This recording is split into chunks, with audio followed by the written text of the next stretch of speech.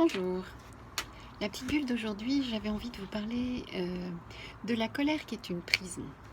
C'est-à-dire que, en fait, la colère est une prison à la fois pour celui qui est en colère et pour ceux qui sont autour.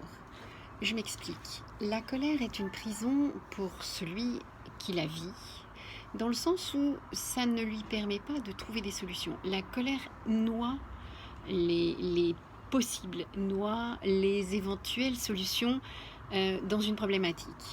Et donc elle va nous enfermer dans quelque chose où eh bien on reste dans la colère et on est coincé dedans et on n'arrive pas à prendre de la hauteur. On n'arrive pas à voir qu'il y a des solutions qui ne sont pas au ras des pâquerettes, mais qui peuvent être bien au-dessus si on a un autre angle de vue. Et donc la colère nous maintient en bas, et donc c'est une prison. Mais je disais, c'est aussi une prison pour l'autre, dans le sens où la colère est une forme de pouvoir.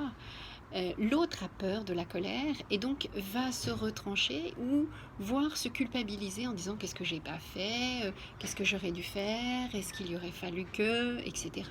Et à ce moment-là, c'est une forme de pouvoir qui maintient l'autre dans sa culpabilité et qui l'empêche d'agir pour lui-même.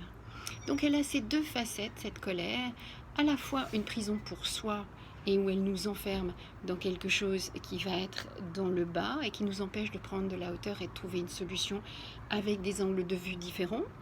Et puis, elle va emprisonner l'autre dans sa peur et dans sa culpabilité. Donc voilà, j'ai repris un petit peu les deux schémas, mais effectivement, quand elle emprisonne l'autre dans sa culpabilité, eh bien, on va rester dans ce schéma où à chaque fois, on se dit mais qu'est-ce que j'ai fait, qu'est-ce que j'aurais dû faire, etc. Voilà, donc c'était la petite bulle d'aujourd'hui, juste pour parler de la colère et de ce qu'elle provoque. Donc, eh bien, je vous invite à me retrouver aussi sur YouTube, Instagram et Facebook. Bye bye, je vous souhaite une belle et heureuse journée.